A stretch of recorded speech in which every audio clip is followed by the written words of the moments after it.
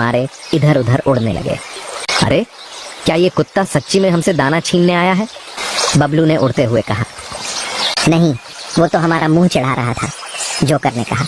लेकिन देखो, हमें अपने प्लान में थोड़ा बदलाव करना होगा। प्लान बी, गाना और चोरी। अब शरारती पंछी अगली शरारत पर चले गए। जोकर ने कहा, हम गाना गाकर इंसानों का ध्यान भटकाएंगे। जब वे हमारी आवाज में खोए रहेंगे तो हम चुपके से दाने ले लेंगे। चारों चिड़ियाओं एक पेड़ पर बैठकर गाना गाने लगी। उनकी आवाज इतनी मीठी थी कि पास पड़ोस के बच्चे और बगीचे के लोग आकर उन्हें सुनने लगे। क्या बात है, ये तो बहुत अच्छा गा रहे हैं, एक आदमी ने कहा। ये तो मजेदार है, एक बच्ची ने कहा। इंसान इतने ध्यान से गाने सुन रहे थे कि किसी ने भी बगीचे में बिखरे दानों पर ध्यान नहीं दिया। अब यह मौका था और सभी पंछियों ने बिना देर किए दाने उठाना शुरू कर दिया। आखिरी झटका और पंछियों की हंसी जैसे ही चारों चिड़ियाओं दाने उठा रही थीं, तभी अचानक एक बड़ा बरसाती कीड़ा बगीचे के बीचों बीच गिरा। सभी पंछियों ने देखा और तुरंत उसे खाने के लिए दौड़ पड़े। लेकिन जैसे ही उन्होंने उस कीड़े को पकड़ने की कोशिश की, कीड़ा जमीन पर से फिसलकर एक छोटे से तालाब में गिर गया। हमें नहीं लगता था कि कीड़ा इतना शरारती होगा, चुलबुल ने जोर से हंसते हुए कहा। अब ये क्या किया? हम तो दाना चुरा रहे थे और यह कीड़ा हमारी पूरी मेहनत पर पानी फेर गया। मिन्नी ने अपनी चोंच में पानी भरते हुए कहा। चारों चिड़ियां फिर से जोर जोर से हंसने लगीं। जंगल की वापसी और खुशी, शरारतों से भरी यह बारिश वाली कहानी खत्म होने के बाद पंछी जंगल की ओर लौट आए। वे पूरी तरह से भीग चुके थे, लेकिन उनके चेहरों पर हंसी और खुशियां थीं। आखिरकार हम भूख से बच गए, जोकर ने खुशी से कहा। सर्दी में कुछ अच्छा किया और बारिश में मजा भी आया, बबलू ने कहा। लेकिन अगले बार हमें और भी सोच समझकर काम करना होगा, मिन्नी ने कहा। चारों चिड़ियां अब समझ चुकी थीं कि कभी भी मौसम, भूख और शरारतें एक साथ आ सकती हैं, लेकिन दोस्ती और हंसी से वे किसी भी मुश्किल का सामना कर सकती थीं। एक छोटे से गांव में जहां हरियाली और सरल जीवन का वास था, वहां एक लड़का रहता था जिसका नाम अर्जुन था। अर्जुन मध्यम वर्गीय किसान का बेटा था और पढ़ाई में होशियार, परंतु उसकी सबसे बड़ी कमजोरी थी कि वह अपने आप को दूसरों से बेहतर समझता था। वह हमेशा सोचता था कि दुनिया में सच्ची दोस्ती जैसी कोई चीज नहीं होती। अर्जुन का एक दोस्त था, रघु, जो स्वभाव से शांत और परिश्रमी था। रघु हमेशा अर्जुन की मदद करता, लेकिन अर्जुन इसे हल्के में लेता था। जब भी रघु अर्जुन को किसी मुश्किल समय में मदद करता, अर्जुन इसे अपनी योग्यता और अधिकार समझता। संघर्ष की शुरुआत एक दिन गांव में अकाल पड़ा। बारिश न होने के कारण फसलें सूख गईं और अर्जुन के पिता के पास खाने और कर्ज चुकाने के लिए पैसे नहीं बचे। अर्जुन के घर की स्थिति दिन ब दिन खराब होती गई। अर्जुन अब पढ़ाई छोड़कर खेतों में काम करने लगा। रघु ने अर्जुन की हालत देखी और उससे मदद की पेशकश की। उसने अपने पिता से बात करके अर्जुन के घर राशन भिजवाया, लेकिन अर्जुन ने यह मदद लेने से इनकार कर दिया। उसने कहा, मैं किसी का एहसान नहीं ले सकता। दोस्ती का मतलब यह नहीं कि मैं तुमसे दया मांगूं। रघु चुपचाप लौट गया, लेकिन उसने हार नहीं मानी। कठिन निर्णय अर्जुन की जिद के कारण उसके घर की स्थिति और खराब होती गई। इसी दौरान गांव में एक व्यापारी आया, जिसने ऐलान किया कि वह गांव के गरीब किसानों को काम देगा। अर्जुन ने सोचा कि यह मौका उसके लिए सही है। व्यापारी ने शर्त रखी कि जो भी इस काम को करेगा, उसे दिन रात मेहनत करनी पड़ेगी। अर्जुन ने तुरंत काम स्वीकार कर लिया। काम बहुत कठिन था और अकेले अर्जुन के लिए इसे करना लगभग असंभव था। रघु को जब अर्जुन के संघर्ष की बात पता चली, तो वह अर्जुन के पास पहुंचा और कहा, मैं तुम्हारे साथ काम करूंगा, हम दोनों मिलकर इसे पूरा करेंगे। अर्जुन ने पहले तो मना किया, लेकिन रघु की जिद के आगे हार मान गया। दोनों ने मिलकर कठिन परिश्रम करना शुरू किया। संघर्ष में साथ की ताकत काम इतना कठिन था कि कई बार अर्जुन हार मानने की सोचने लगा, लेकिन हर बार रघु उसे हिम्मत देता। एक बार काम के दौरान अर्जुन गंभीर रूप से घायल हो गया। रघु ने न केवल उसे इलाज के लिए ले गया, बल्कि उसकी जगह खुद काम भी पूरा किया। धीरे धीरे अर्जुन को एहसास हुआ कि रघु उसकी भलाई के लिए हर संभव प्रयास कर रहा है। अर्जुन ने पहली बार महसूस किया कि सच्चा मित्र वही होता है जो कठिन समय में आपके साथ खड़ा हो, चाहे हालात जैसे भी हों। संघर्ष का अंत कुछ महीनों की मेहनत के बाद अर्जुन और रघु ने वह काम पूरा किया। व्यापारी ने उन्हें न केवल भरपूर मजदूरी दी, बल्कि उनकी लगन देखकर उन्हें गांव में स्थायी काम देने का वादा भी किया। अर्जुन ने अपने कमाए हुए पैसे से अपने पिता का कर्ज चुकाया और घर को फिर से संभाला। अब अर्जुन का नजरिया बदल चुका था। उसने रघु से कहा, मैं हमेशा सोचता था कि सच्ची दोस्ती जैसी कोई चीज नहीं होती, लेकिन तुमने मुझे गलत साबित कर दिया। सच्चा मित्र वही है जो निस्वार्थ भाव से आपके लिए खड़ा हो। मित्र का महत्व अर्जुन और रघु की दोस्ती अब और गहरी हो गई थी। अर्जुन ने सीखा कि जीवन में दौलत और ताकत से ज्यादा जरूरी है एक ऐसा दोस्त जो हर परिस्थिति में आपका साथ दे। अर्जुन ने अब हमेशा विनम्र और दूसरों की मदद करने वाला स्वभाव अपना लिया। यह कहानी न केवल सच्ची दोस्ती का महत्व बताती है, बल्कि यह भी सिखाती है कि संघर्ष में साथ देने वाला ही आपका सच्चा मित्र होता है। एक छोटे से गांव में शर्मा परिवार रहता था। परिवार के मुखिया रमेश शर्मा एक साधारण किसान थे। उनकी पत्नी सुशीला देवी घर की जिम्मेदारी संभालती थीं। उनका बेटा अर्जुन पढ़ाई के लिए शहर चला गया था और वहीं नौकरी करते हुए उसने प्रिया नाम की लड़की से शादी कर ली। प्रिया के आने से घर में खुशियां और बढ़ गई थीं।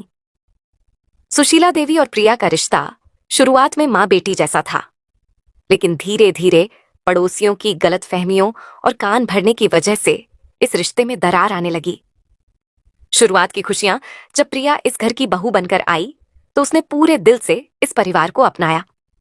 वह हर दिन सुशीला देवी के साथ घर के कामों में हाथ बंटाती और उनकी पसंद नापसंद का पूरा ध्यान रखती।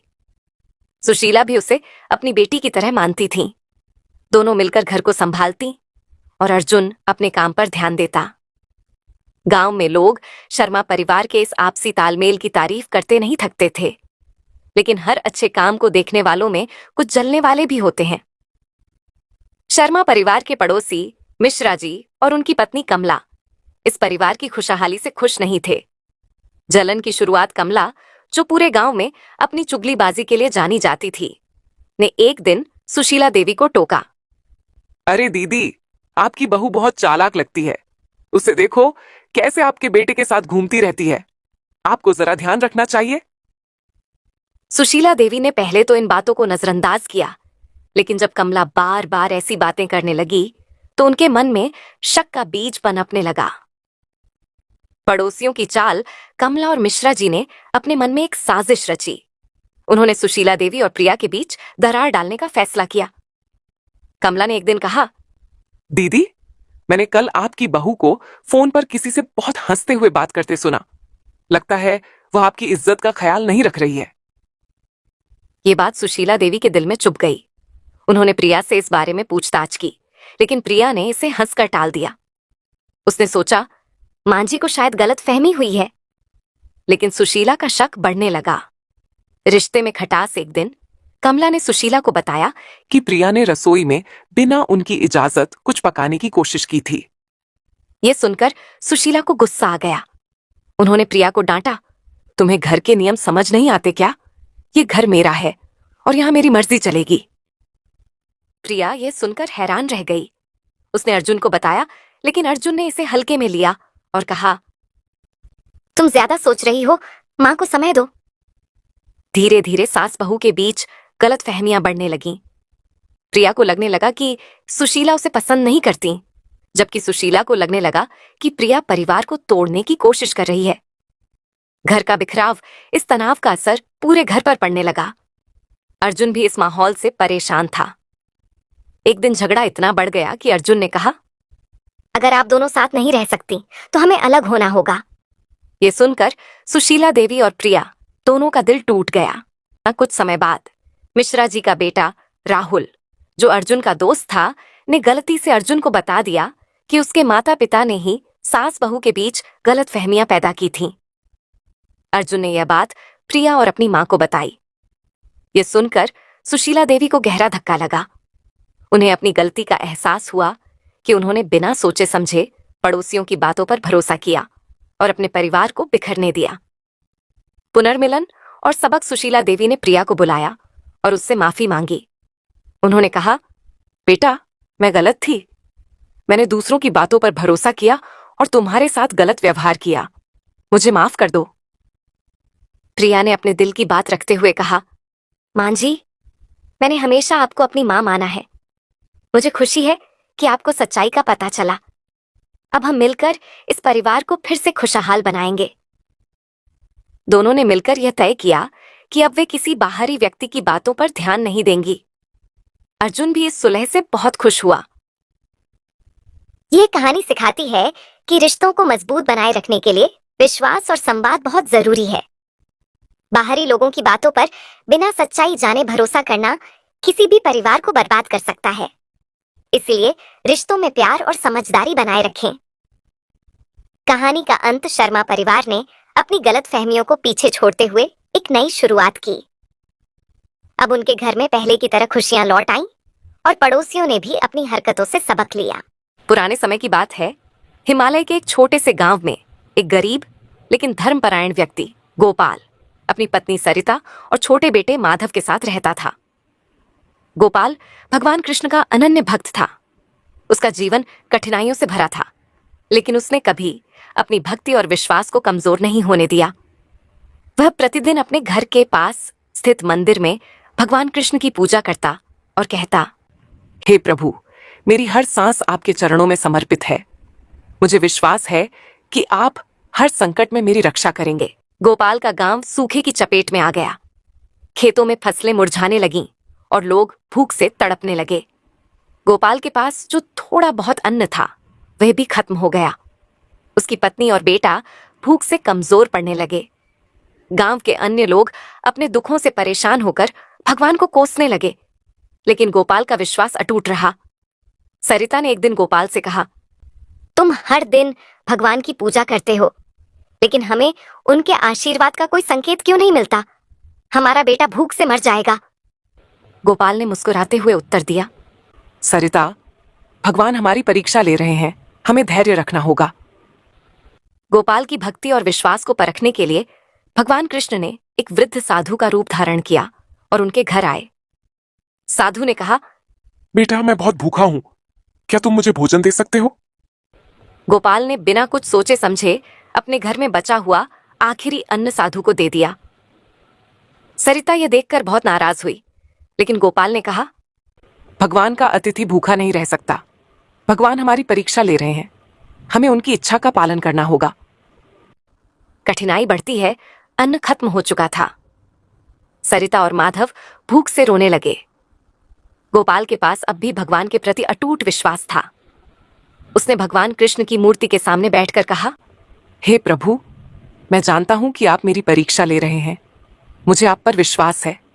मुझे पता है कि आप हमें इस संकट से बाहर निकालेंगे। उसी रात गांव के मुखिया ने घोषणा की कि जो कोई भी राजा के महल तक जंगल के रास्ते से गहनों का एक कीमती बक्सा पहुंचाएगा, उसे 10 सोने की मोहरें इनाम में मिलेंगी। लेकिन वह रास्ता खतरनाक है और जंगली जानवरों से भरा हुआ है। गोपाल का साहसिक निर्णय, गोपाल ने यह चुनौती स्वीकार कर ली। मैं ये बक्सा राजा के महल तक ले जाऊंगा, उसने सोचा। यह भगवान का भेजा हुआ अवसर है, मुझे इसे पूरा करना होगा। सरिता ने उसे रोका, क्या कर रहे हैं आप? वह रास्ता बहुत खतरनाक है। अगर आपको कुछ हो गया तो हमारा क्या होगा? गोपाल ने उत्तर दिया, सरिता, भगवान पर विश्वास रखो, वह हमारी रक्षा करेंगे। जंगल का संघर्ष। गोपाल ने बक्सा उठाया और जंगल की ओर बढ़ा। रास्ता अंधकारमय था और जंगली जानवरों की आवाजें उसे डराने लगी। लेकिन हर मुश्किल घड़ी में वह भगवान कृष्ण का नाम लेकर प्रार्थना करता रहा। हे भगवान, मेरी सहायता कीजिए। रास्ते में उसे एक घायल हिरण मिला। गोपाल ने उसे देखा और उसकी मदद के लिए रुक गया। उसने अपने पानी का आखिरी घूंट हिरण को पिलाया और उसकी चोट पर अपने कपड़े का टुकड़ा बांध दिया। हिरण उसकी आंखों में कृतज्ञता से देखता रहा और धीरे धीरे वहां से चला गया। थोड़ा आगे बढ़ने पर गोपाल का सामना डाकुओं के एक समूह से हुआ। उन्होंने उससे बक्सा छीनने की कोशिश की।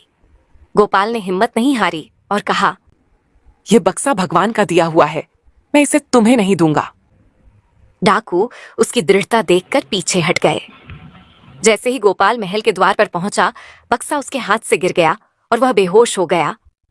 जब उसने आंखें खोली तो राजा और रानी उसके पास खड़े थे। राजा ने कहा, तुमने यह कार्य बहुत बहादुरी और निष्ठा से पूरा किया है। यह लो तुम्हारा इनाम।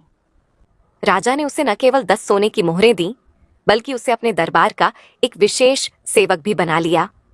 सुखद अंत गोपाल ने इनाम से अपने परिवार की गरीबी दूर की। उसने गांव में भगवान कृष्ण का एक भव्य मंदिर बनवाया। उसकी भक्ति और विश्वास की कहानी पूरे गांव में फैल गई। गांव के लोग अब भगवान पर विश्वास करने लगे और यह समझ गए कि सच्ची भक्ति और धैर्य हमेशा फल देते हैं। ये कहानी हमें सिखाती है कि सच्चा विश्वास और भक्ति हमें किसी भी कठिनाई का सामना करने की ताकत देते हैं। भगवान हमारी परीक्षा लेते हैं, लेकिन वे कभी अपने भक्तों को अकेला नहीं छोड़ते। सच्ची भक्ति और दृढ़ विश्वास से असंभव को भी संभव बनाया जा सकता है। तो दोस्तों, कैसा लगा आपको ये वीडियो? अगर वीडियो अच्छा लगा तो दोस्तों वीडियो को लाइक कीजिए, अपने दोस्तों को शेयर कीजिए और सब्सक्राइब करना न भूलें। तो दोस्तों, मिलते हैं अगले वीडियो में। धन्यवाद।